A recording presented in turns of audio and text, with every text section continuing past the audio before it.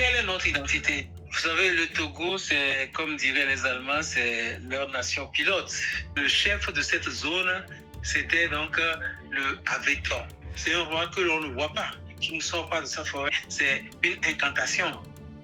Tout ne me l'a pas, et beau ne me l'a pas. Toujours est-il qu'il est clair que Pla a été représenté Togoville. C'est l'un des courageux qui a été là et qui a signé dans ce traité de Pretoria. Aujourd'hui, tout le monde parle tellement d'informel.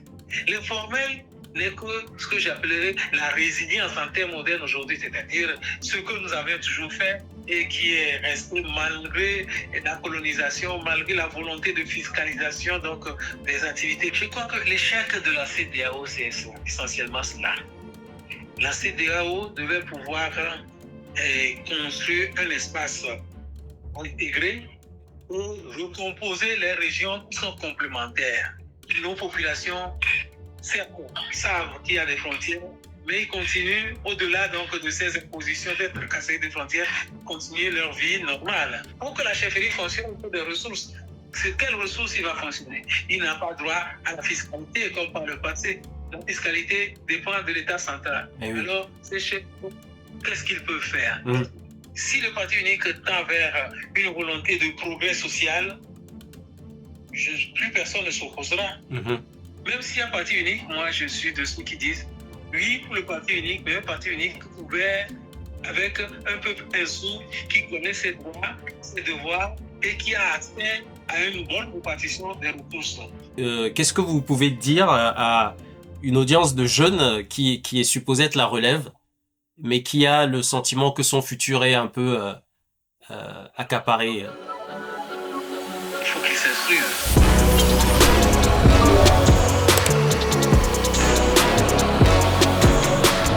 Bonjour à tous, bienvenue au podcast d'Atigon. Je suis heureux que vous vous joigniez à moi dans ma mission de mettre les projecteurs sur les systèmes invisibles du Togo et de l'Afrique en général, parce que les comprendre, c'est refuser de rester passif.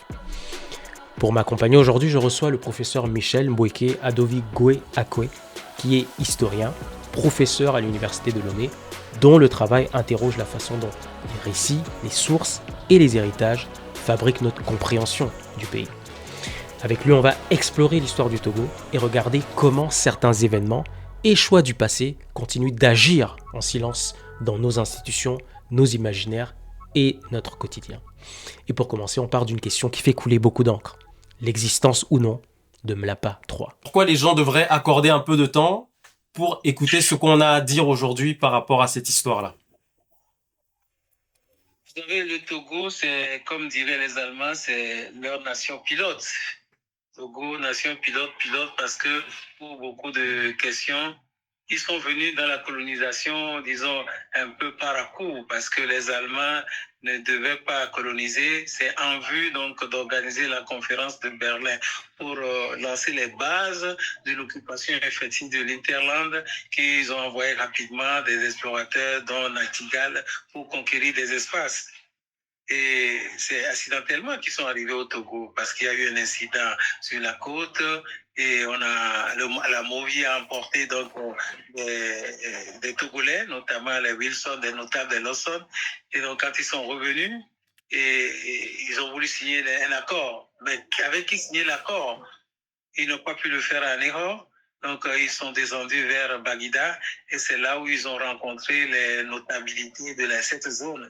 Et parmi ces notabilités, il y avait justement donc le garant ou le représentant de la Vétor, c'est-à-dire la Vétor, c'est le chef de la forêt nationale. Le Mlapa en question, donc il n'y avait pas Mlapa parce que le chef de cette zone, c'était donc le Avétor. Avétor, c'est-à-dire le gardien de la forêt, comme chez les baies, et c'est toute la terre donc des baies, Togo. Et ce Avétor, c'est un roi que l'on ne voit pas, qui ne sort pas de sa forêt. D'ailleurs, en 1884, il n'y en avait pas. Il ne peut pas sortir, aller rencontrer l'Allemand. Donc, il y a eu un représentant qui est parti. Même quand il mourait, on ne peut pas savoir qu'il est mort ou pas, parce que tout se fait dans la forêt sacrée. Et quand l'Avétor est choisi, il vient finir sa vie donc dans la forêt de baie. Donc, il est clair que le Mlapa n'existe pas. Et Mlapa, selon les recueils de traditions que nous avons dit, c'est une incantation. Tout ne me l'a pas, et bon ne me l'a pas. Donc, que le fusil, le coup de fusil, le couteau, etc., il passe au-delà de moi. Donc, celui qui, effectivement, a représenté ce chef traditionnel, ce roi donc, de la forêt qui ne se voit pas, c'était un Placou. Placou qui était parti au nom de Mlapa. Donc, quand on dit Mlapa 1, Mlapa 2, Mlapa 3, c'est également une construction parce que on n'a pas la généalogie des Mlapa. Pour dire, voilà, il y avait le 1, le 2, le 3. À un moment donné de l'histoire, on a dit Mlapa 3. Mais si on veut reconstituer, parce que personne ne sait à quel moment est institué donc, le Mlapa, le roi donc, de la forêt. Mais toujours est-il qu'il est clair que Placou a été représenté Togoville. C'est l'un des courageux qui a été là et qui a signé dans ce traité de protectorat. Il y avait d'autres personnes qui ont signé. Il y avait les chefs de Bagdad. Donc, tous ceux qui étaient sur la côte, on appelle donc les populations, je dirais, Togo. On les appelle les populations Togo aujourd'hui dans notre histoire. Mais en gros, ce sont donc vos aînés. Et la population du Togoville même est double. Il y a les Keita, les Évé Amono, Keita et autres qui ont migré vers cette zone. Et il y a également donc des Adja qui ont longé le Mono et qui occupaient cette plage donc, de la lagune. Donc c'est une population assez cosmopolite au moment où les Allemands sont arrivés. C'est avec eux que le traité a été signé. Mais évidemment, Bagdad ne représentait rien sur le plan économique à cette époque-là. Il faut alors imposer le traité. Ils ont fait le tour, ils sont retournés en Europe, etc., pour pouvoir valider leur traité. Et en mémoire donc de ce ils ont choisi Togo comme le nom donc de territoire qu'ils sont en train de constituer. En 1884, le territoire n'était pas encore constitué. Nous avons le témoignage de Hugo Tseler, un journaliste allemand qui a visité la zone. Au moment où Hugo Tseler a visité, le Togo était limité donc à la France côtière, on n'allait pas au nord. Donc la conquête a commencé et la conquête n'a abouti que était autour de 1889, etc. Voilà. Oui, parce que beaucoup de gens sont frustrés quand on commence à raconter un peu cette histoire-là à partir de 1884, parce qu'ils considèrent à juste titre que le Togo existait avant, mais le Togo n'existait pas en tant que frontière, ni en tant que peuple finalement. Non. Il y avait des peuples cosmopolites qui étaient là, même quand nous prenons un Anéro. Anéro, c'est le fief de Bénin et des Minans, soi-disant. Parce que pour nous, historiens, le terme Mina est un terme qui ne correspond à rien donc, dans notre histoire. Pourquoi? Donc, pourquoi? Parce que Mina, quand on dit El Mina, c'est le port en arabe. Et la zone qu'on appelle El Mina, donc cette zone correspond donc à un pays Fanti. Donc, il y a des migrants Fanti qui sont venus à Ného. Donc, les rois, ceux qui se disent aujourd'hui les rois des Minas, donc les Adigos essentiellement, ils sont venus sillonner la côte jusqu'à Mida, mais ils se sont installés sur cette côte. Et il y a les Guins venus d'Accra qui sont venus créer leur royaume. Le royaume était à Guindi, mais avec comme ouverture sur la mer à Ného.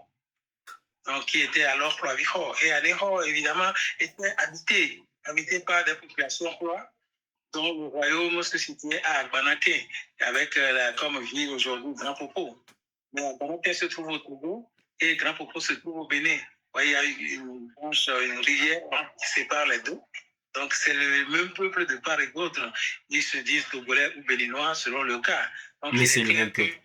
Le roi était là. Ils étaient dispersés. Il y a les Kouïdas. Les plats et les Kouïdas sont pratiquement ensemble. Ils se sont dispersés le long de la lagune. Il y en a qui étaient cultivateurs. Il y en a qui étaient pêcheurs. Les Idors, c'est-à-dire filets.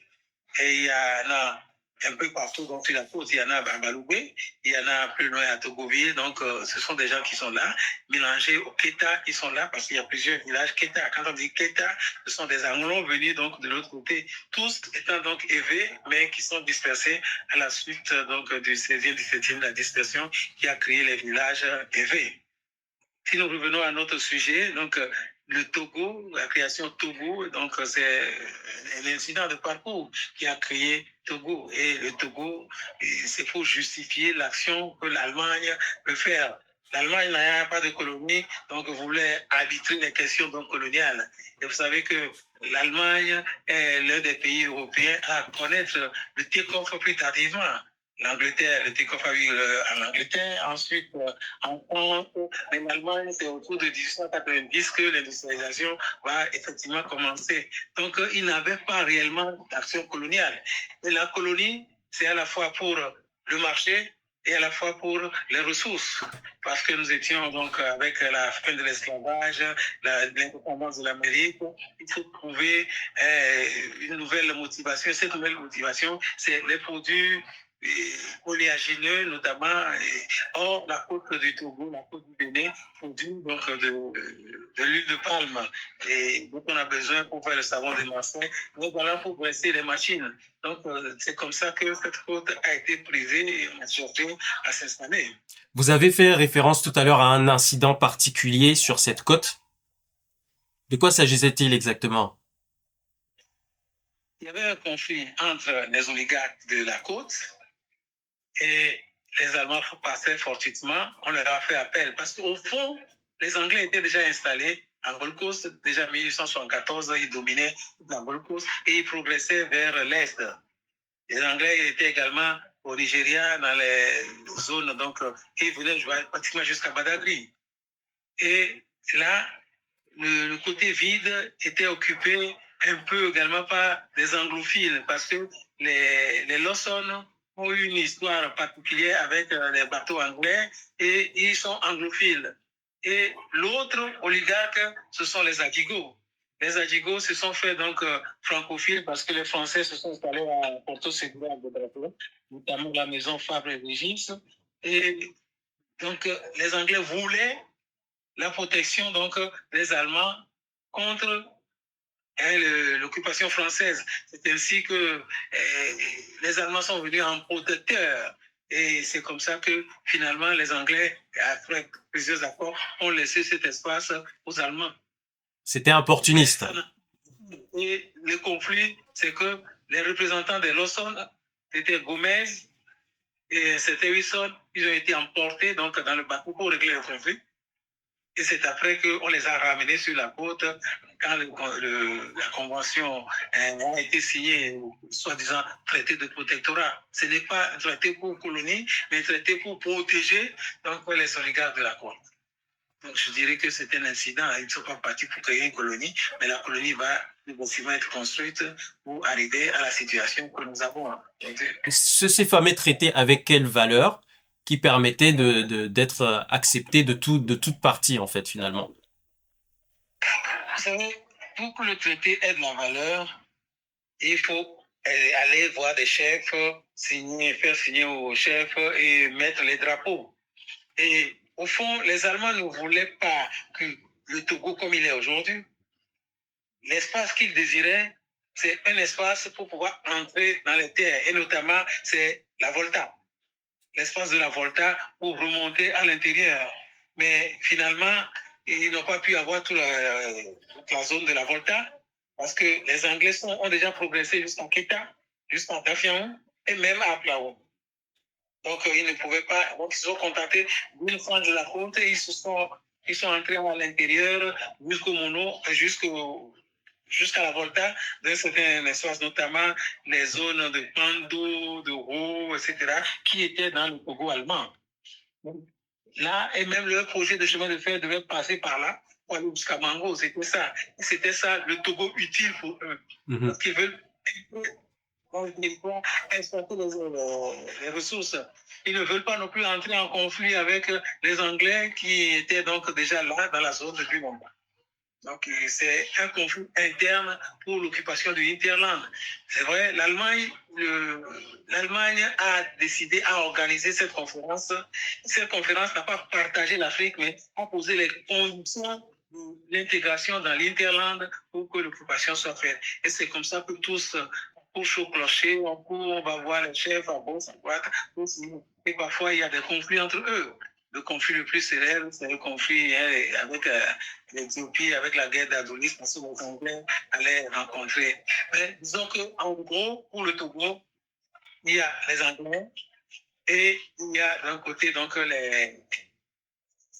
les Allemands. Mais les Français y étaient également présents, mais en minorité, c'était surtout les commerçants anglais.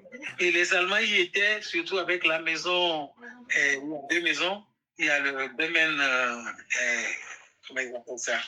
Une maison allemande donc, qui était déjà à Lomé, partout, était également à Léon. Il y a également des maisons, la maison française, ils étaient à Porto-Seguro, J.C. Fabre notamment. Donc, c'est tous ces commerçants qui dépendent les uns et les autres en fonction de leur métropole. D'accord.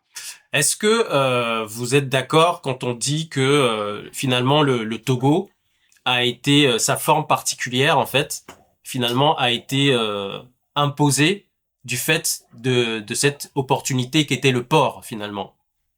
Vous savez, la question du port, le port devait à l'origine s'installer. Les ports, généralement, on les voulait comme aux estuaires, c'est-à-dire là où le fleuve faisait dans la mer, pour pouvoir entrer avec les bateaux.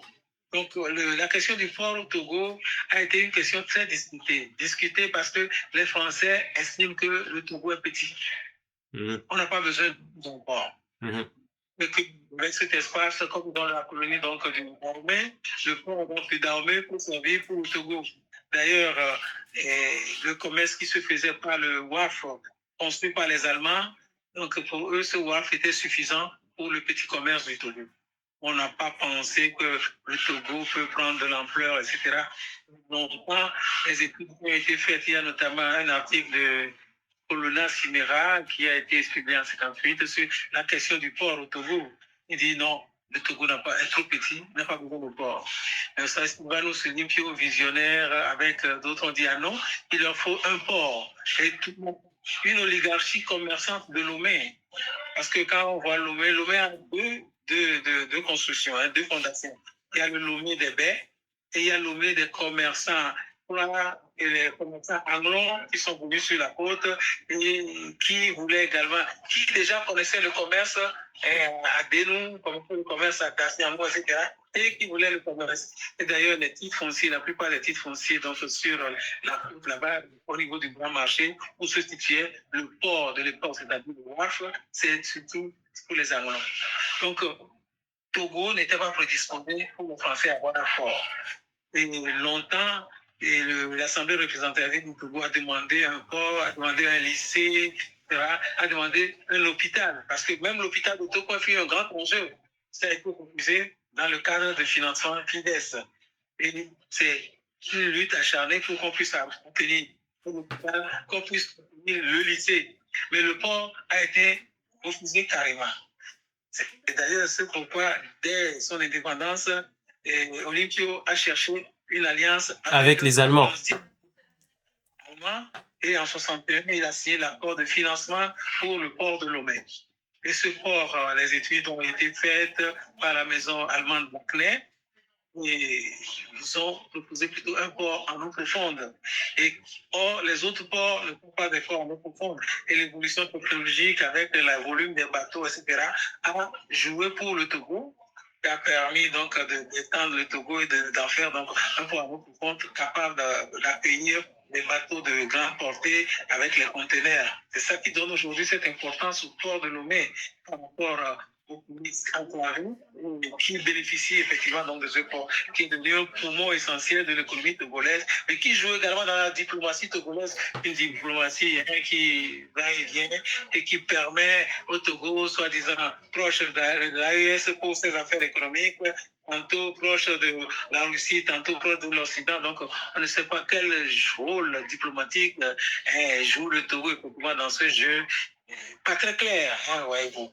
Vous avez évoqué, mais très brièvement, c'était la vision de premier président du Togo. Quelle était sa vision? Est-ce que vous pouvez développer sur cette vision-là qu'il avait particulièrement pour le port? Sylvanus Olympio était un homme charismatique qui a assez évolué pour son temps. Parce que beaucoup n'ont pas accès à la même éducation que lui. Après ses études économiques à Londres, puis en Autriche, il avait quand même une vision large. Il avait travaillé pour Unilever et qui est devenu UAC finalement. Donc, il sait les problèmes d'importation, il sait le rôle que joue le commerce. C'est ce pourquoi, dans son leadership, il est toujours clairvoyant, il demande des choses qu'il entrevoit par rapport à l'avancée du Togo. D'ailleurs, c'est tout cela qui a fait qu'il n'a jamais eu l'accord des Européens. Parce que déjà, vous savez qu'en 1947, c'est écrit noir sur blanc que c'est l'homme à abattre, c'est lui qui dirige le culte dans le sens anti-français. Et par conséquent, c'était décidé donc que cet homme est dangereux pour l'avancée de la France. Et progressivement, il y a eu pas mal de traquenards pour qu'il ne soit pas un homme politique reconnu. Mais il a présidé l'Assemblée. Quand vous lisez les différents rapports de l'Assemblée représentative du Togo, on comprend bien quelle est la portée, quelle est la vision de ce monsieur qui voulait un territoire petit, mais qui a une portée nationale. Et d'ailleurs, c'est ça aussi, ça entre dans sa politique panafricaniste, parce qu'il était assez panafricaniste. Son panafricanisme a rencontré un autre panafricaniste, Nkrumah. Les deux n'ont pas pu s'entendre pour un panafricanisme fort. Donc, ils étaient des rivaux. Sinon, je crois qu'il a une belle vision. D'ailleurs, il fait partie donc du groupe Morovia, qui voulait déjà une confédération des États, même une fédération économique, donc qui est un peu l'idée de la CEDEAO. Tout à fait. Vous savez, tous voulaient être petit chef chez eux, donc personne ne veut laisser la souveraineté pour un ensemble global et tous les deux de l'intérêt. Tu vois, c'est ça le danger de notre continent. Alors, il lance ce grand projet de port, et puis finalement, il est interrompu par ce malheureux assassinat. Pourtant, le projet va continuer et devenir le port qu'il est aujourd'hui et qui permet à des millions de personnes de pouvoir vivre, notamment dans les terres vers le Sahel. Oui, ce projet, vous voyez, Sylvanus qui a été tué, mais c'est le projet. Vous voyez, il y a des jeunes collègues qui ont publié un ouvrage sur les discours de Sylvanus Olympio tout le long donc, de sa carrière. On voit à travers ses discours sa vision réelle. Donc, c'est un ouvrage qui a été publié par mes collègues Labanté et Cousin. Sont produit un travail important qui analyse tout le travail qui a été fait, toute la vision de Sylvanus Olympio à travers son discours. Et effectivement, le port a survécu son décès. Et dans tout ça, c'était un homme charismatique qui voulait que le Togo s'autonomise, qu'on n'ait pas besoin donc d'aller prendre de l'argent. Donc, il a imposé une politique d'austérité très forte et l'indépendance ne peut pas arriver avec l'austérité. Or, ce qui s'est passé, c'est que cette austérité n'a pas été acceptée par la population et ça aussi a affaibli sa vision.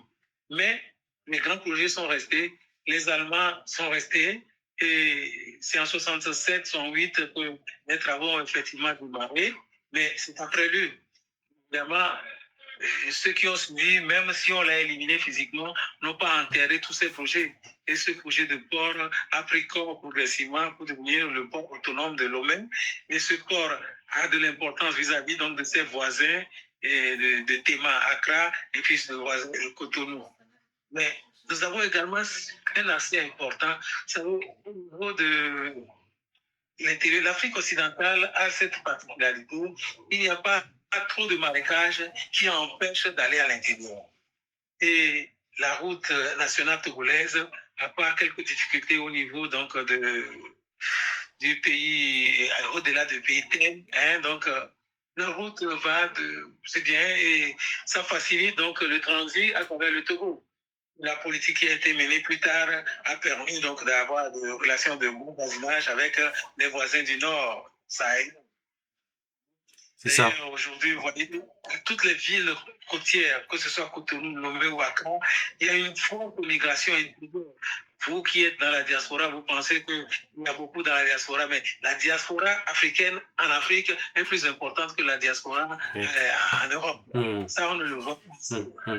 Est-ce que les populations qui étaient sur ce territoire qui a finalement été imposé, est-ce qu'elles échangeaient, commerçaient beaucoup entre elles, ou finalement ça a été de facto imposé et on n'avait plus d'autre choix que de vivre ensemble, quoi? Vous savez, le Togo n'était pas le territoire qui allait devenir Togo n'était pas un territoire isolé. Il y avait liens de commerciaux entre le poste en porte et puis de loin. Il y avait des populations qui venaient donc du nord et qui s'installaient avec la traite négrière qui s'installait sur la côte. Quand on parle souvent donc de Vaudou Tchamba, Ampli-Guin et autres, c'est dû aux apports de populations donc venues du nord comme esclaves, mais qui ne sont pas partis et qui sont intégrés aux populations. Il y avait également le commerce sur longue distance. Au nord, par exemple, il y a ce qu'on appelait traditionnellement la route des Aoussa, les canons et qui allaient jusqu'à Salaga. Salaga, c'est à la lisière de la forêt. Et ça se trouve donc au Ghana actuellement. Sur cette route, beaucoup de populations ont migré. Quand on voit les populations de Sokodé, les Thèmes, les Moulas, beaucoup de Moulas donc, viennent de loin et c'est sur cette lancée qu'ils sont venus. Il y a des populations également qui compositent, par exemple, quand on dit les Barigas eux-mêmes s'appellent Betamaribou, c'est formé à la fois des Aoussa, mais également donc d'autres populations, Soninké et autres, qui se sont mélangées, qui s'y cette route. On les appelait les Wangar à l'époque. C'est comme les Gnoula de l'autre côté. Donc, vous savez, il y a eu un mélange de commerce qui se faisait depuis, donc ce n'est pas du nouveau. D'ailleurs, si les gains sont arrivés à Néro, c'est parce qu'ils avaient déjà des relations sur cette côte. Ils sont précédés par leurs frères Adango, qui étaient déjà donc dans la zone, qui se retrouvent également toujours à Dangé au Bénin, qui se retrouvent à partir au Togo. Les échanges de population, les déplacements de population ont existé avant la colonisation, sauf que la colonisation a imposé des frontières mais qui ne sont pas toujours reconnues parce que les zones frontières sont des zones très actives où il y a une civilisation de frontières qui naît avec les gens qui parlent plusieurs langues de part et d'autre. C'est comme ça que le Togo existe. Il ne faut pas penser que la colonisation est venue et imposer quelque chose. Et puis que c'est resté figé, ouais. Non. Si on vivait. Et cette vie continue. Aujourd'hui, on parle tellement d'informel.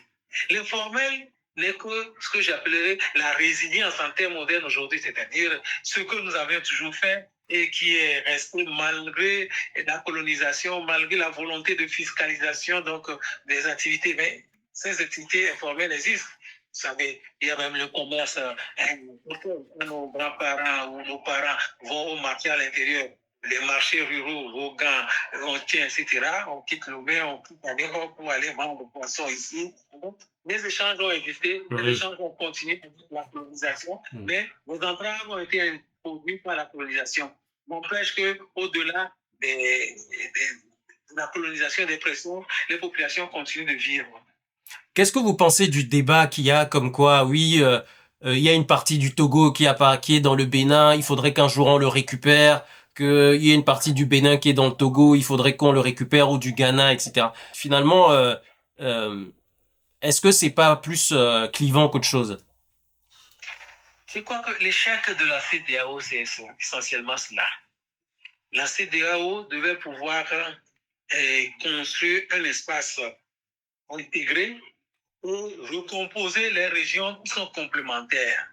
Mais malheureusement, la volonté de souveraineté de nos ratelés, si vous acceptez les termes, a fait qu'on n'a pas pu atteindre ce stade-là pour recomposer les espaces. Parce que les espaces économiquement sont intégrés. Quand vous prenez par exemple le cas du Bénin, quand on dit Agoué et Agouégan, juste une petite rivière qui sépare les deux. Mais quand vous êtes à Agoué, vous êtes au Bénin. Quand vous êtes à Agouégan, vous êtes au Togo. Et cette rivière-là continue jusqu'au Mono. Il se jette au Mono au niveau d'Agbanakin. Mais tout ce qui est de l'autre côté, on dit c'est le Togo. Agoué jusqu'à Grand Popo, à Yigueno, etc. C'est le Bénin. Or, c'est les mêmes populations qui sont là. Et oui. Quand vous allez du côté du Ghana, et ceux qui sont là, je connais par exemple un village où le chef règne à la fois sur les populations du Togo et les populations du Ghana. Donc il y a de ces quartiers qui sont au Ghana. Bon, voyez-vous, c'est clair que nos populations, certes, savent qu'il y a des frontières, mais ils continuent, au-delà donc de ces impositions d'être cassés des frontières, continuer leur vie normale. Donc dire que cette partie du Togo, etc., l'idéal, c'est qu'on arrive à une population d'intégration réelle et que la population puisse Comment je vais passer la frontière du Ghana? Si je m'habille en gentleman, j'ai des difficultés, il faut montrer le passeport et autres. Mais quand je m'habille comme un homme ordinaire, je passe à où vas-tu? Je vais au funérail à Deloukope où je vais ceci, etc. J'essaie de bricoler mon guinguet pour le transformer en un moment et je passe sans problème. Donc, nous avons des frères de part et d'autre. Est-ce qu'on va dire qu'il faut récupérer? Parce qu'il y a eu une idée qui s'est répandue qu'après 100 ans et le fait de Togo-Britannique, on peut revenir sur cette question. Revenir sur cette question, il y en a qui vont accepter, d'autres qui vont dire non, parce que ça dépend. En histoire, vous voyez, nous sommes tous des acteurs. Et chaque acteur défend ses intérêts. Donc, il n'est pas sûr qu'on va avoir une majorité de gens qui vont venir au Togo, une majorité qui veut le représenter de l'autre côté. Chaque acteur sont les intérêts.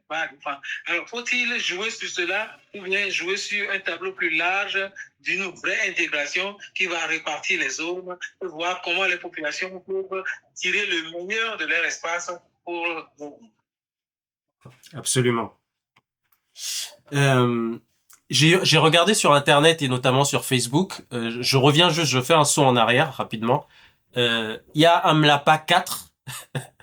Ça vient d'où ça? Est-ce que c'est Mlapa 4? Qui était le Mlapa 3? Depuis là, voilà. Quand nous génération depuis 1864, dire que le Mlapa 4, c'est maintenant qu'il est là. Alors là, c'est curieux. Il y a eu beaucoup de chefs qui ont été Mlapa. Il y a le gendarme Xavier qui a été Mlapa, etc.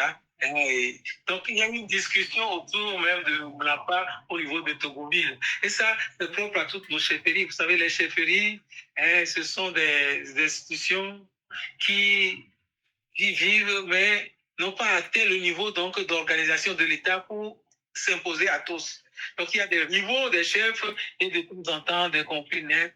Il revient à l'État d'organiser pour planifier les choses. Mais parfois, l'État aussi exploite cette situation politiquement.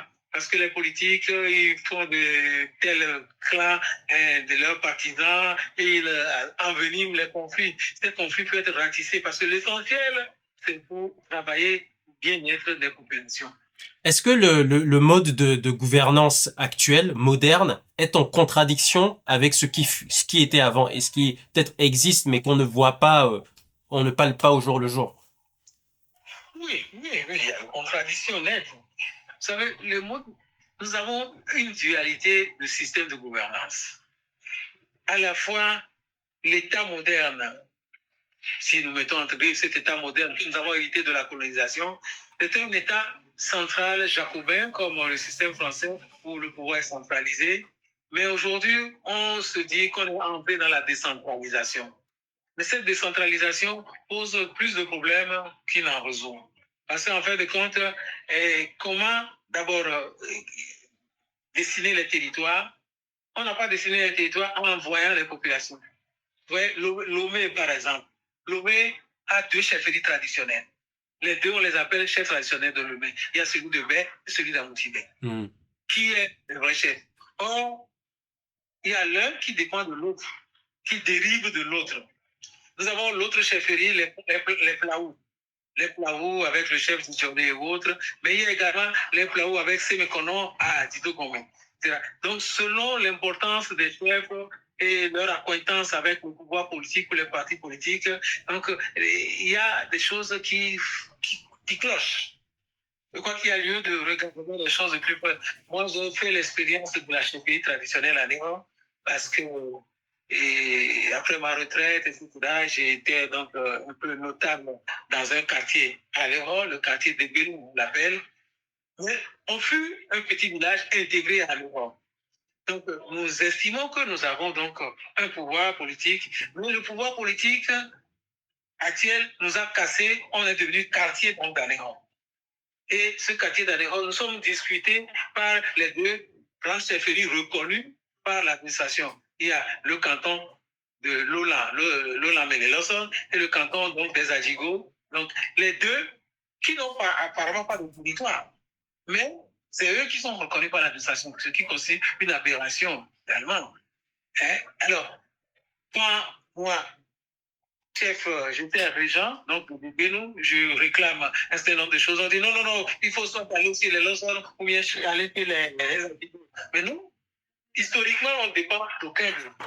Mais malheureusement, c'est ce que l'administration a imposé. Ah oui. À un moment donné, l'ancien chef de Gligny, il a voulu créer une constitution, on s'est mis ensemble, il s'est fait appeler le Guinfiogan.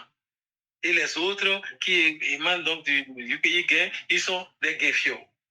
Mais ça n'a pas marché parce que pour que la chefferie fonctionne, il faut des ressources. C'est quelles ressources il va fonctionner? Il n'a pas droit à la fiscalité comme par le passé. La fiscalité dépend de l'État central. Oui. Alors, ces chefs, qu'est-ce qu'ils peuvent faire? Il y a une institution que j'apprécie, que je voudrais faire évoluer dans le pays Guin, par exemple. Il y a ce qu'ils appellent Arunuga, le chef de la maison. C'est quoi le chef de la maison? Il y a un chef de famille qui a un ensemble de familles, une maisonnée, mais qui a à la fois un pouvoir politique et spirituel. Il est grand dans le pouvoir spirituel dans des clans, et le pouvoir spirituel, c'est essentiellement fondé sur les ancêtres. Et ces ancêtres, si on pouvait donc les reconstituer, les mettre ensemble pour jouer un rôle au niveau de la mairie, ce serait oubliable. Or, les politiques n'acceptent pas toute cette situation. Les politiques, bon, on vient, on donne des choses, on donne tel bien, etc. Donc, on impose une vision politique qui n'est pas partagée forcément par la population. Donc, on a différents niveaux de pouvoir qui posent problème, évidemment, pour la gestion réelle à la base. Justement, donc, est-ce que cette déconnexion avec cette identité, finalement, elle n'est pas aussi une des sources des dysfonctionnements que nous vivons aujourd'hui et des difficultés que nous avons aujourd'hui? Tout à fait. En lisant un peu l'évolution en Afrique de l'Ouest aujourd'hui, la tendance vers le parti unique est là, présente. C'est le cas du Togo aujourd'hui avec la 5e République. Nous allons pratiquement vers le parti unique. Donc, ce n'est plus l'État hérité avec plusieurs partis, une démocratie, non. Voilà. Le Bénin, avec les tests qu'ils ont pris, on a 2 partis majoritaires qui sont tous partis de présidentiels. Oui. Donc, c'est pratiquement un parti unique qui domine. Oui. Les États de l'AES, avec les militaires qui sont là, etc., nous sommes tous un régime parti unique qui ne dit pas son nom. Au fond, est-ce que le parti unique est mauvais? Je dirais le parti unique, si le parti unique tend vers une volonté de progrès social, plus personne ne s'opposera. Malheureusement, dans cette forme d'organisation, il y a des oligarques qui sont là et qui tirent leur marron du feu et privilégient une minorité pieuse, comme on les appelle chez nous. Et ça pose problème. Parce qu'au fond, notre démocratie n'est pas une démocratie réelle, puisque au niveau même des partis, on n'a pas des partis où les gens s'expriment librement, où les gens apportent. Et combien sont le nombre de gens partisans sont peu nombreux par rapport à la population générale. Donc, dire nous sommes en multipartisme ou autre, ce n'est pas le cas. J'ai invité mes étudiants récemment à relire le livre vert du parti RPT. De lire, et je leur demande de revenir un peu sur le diagnostic qui a été fait pour qu'on arrive au parti unique. Le diagnostic, c'est un diagnostic effectif, positif, qui nous amène à comprendre un certain nombre de situations qui méritent d'être corrigées. Voilà pourquoi on a mis le parti unique. Mais le parti unique n'a pas laissé l'ouverture à une discussion, à un débat réel de société, à un débat pour que tout le monde se sente intéressé. Il se trouve que, comme toujours, la minorité pieuse est là.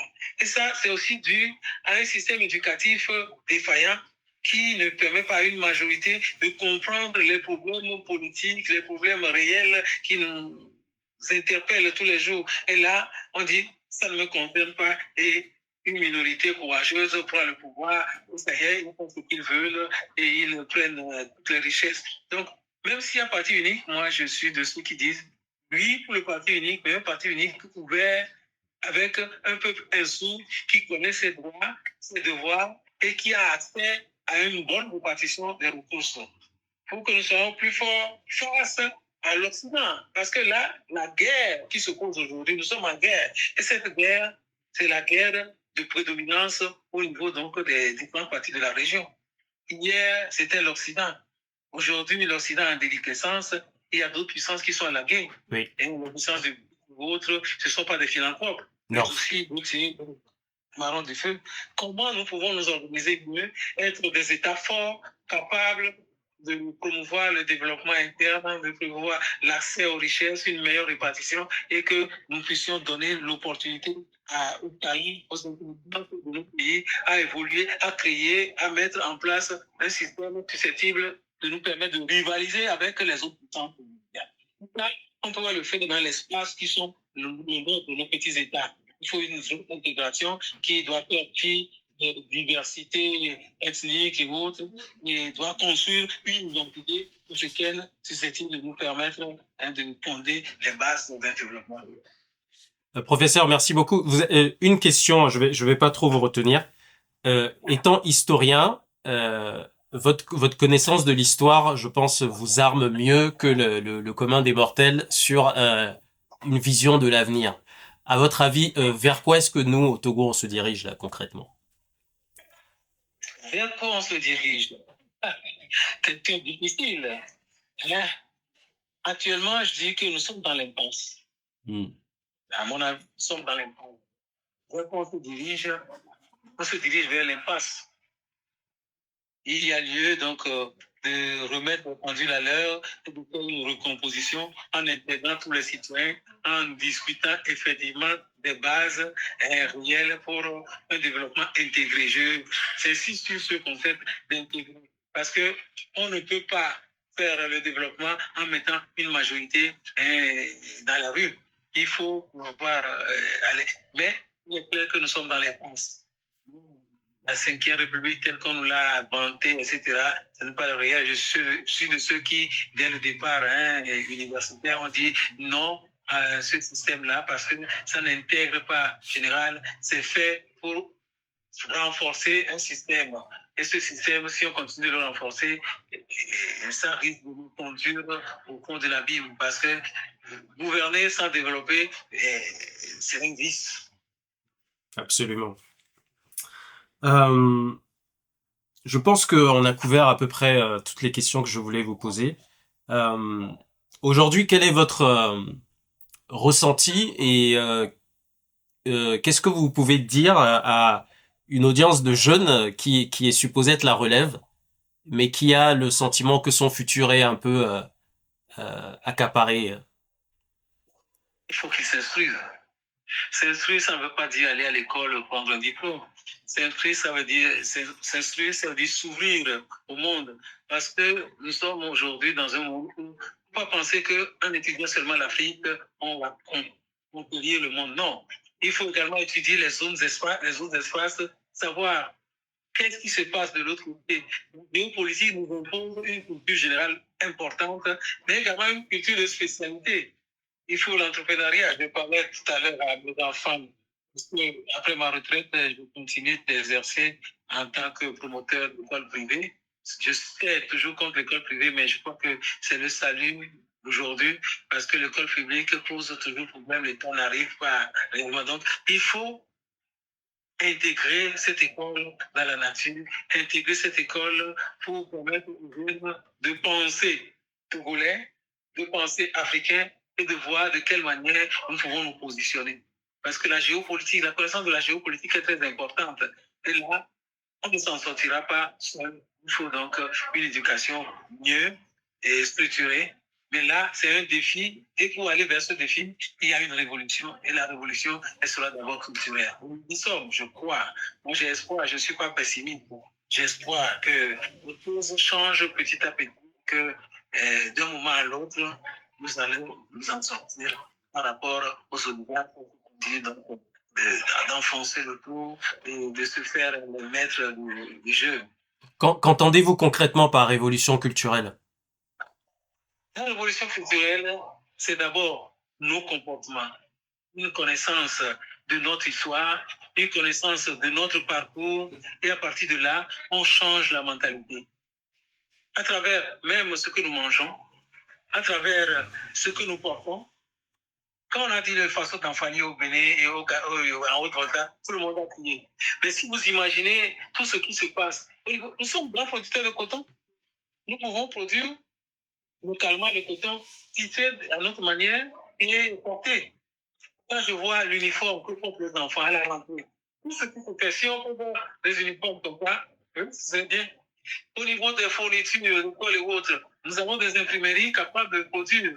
Mais malheureusement, on importe de Chine. Et là, c'est un autre marché pour les autres. Nous pouvons produire localement ici. Il y a certaines choses, il faut pouvoir. C'est ça aussi la révolution. La culture, être soi, se reconnaître. Donc, quelle est notre identité? Cette identité doit pouvoir s'opposer avec l'identité de l'autre. Et l'autre, il n'est pas forcément un ennemi. Nous, c'est quelqu'un que nous devons regarder en intelligence pour voir comment nous pouvons tirer notre épingle du jeu. Donc la révolution culturelle passe par cette évolution mentale. Or aujourd'hui, c'est difficile d'aller vers cette révolution parce que les jeunes qui s'adaptent, qui font, comment je vois nos jeunes qui mettent les pantalons sur les fesses, qui font les choses là, et ça me cœur. Je dis, mais soyons-nous. Moi, je n'hésite pas à apporter au pagne tranquille, etc. Le marché est envahi par c'est les Chinois qui tissent maintenant pour nous. Oui. Ils ont pris tous les modèles. C'est vrai que c'est moins cher que les wax faits en Hollande, etc. D'accord? Mais est-ce que nous ne pouvons pas nous-mêmes tisser et avoir le marché localement? Mais encore faudrait-il que les autorités permettent qu'on puisse faire les choses, qu'il y ait des champions locaux. Oui, et justement, l'État a un rôle à jouer là. Cet État, il ne donne pas l'exemple. L'État doit donner l'exemple. Ceux qui sont dignitaires de l'État doivent donner l'exemple, mais ils ne donnent pas l'exemple. Mais j'espère que de nouvelles générations naissent, ils vont effectivement donner l'exemple. Si l'éducation est bien faite, on va y arriver. L'État ne donne pas l'exemple de ça. On doit pouvoir mettre la fiscalité, par exemple, c'est un instrument de gestion qui doit permettre de faire consommer local. Qu'on puisse avoir une fiscalité adoptée. Or, cette fiscalité n'autorise même pas les hommes d'affaires locaux à prospérer. Oui. Ce qui est dommage. Les étrangers prospèrent. Et de plus en plus, le Togo ne nous appartient plus. Oui.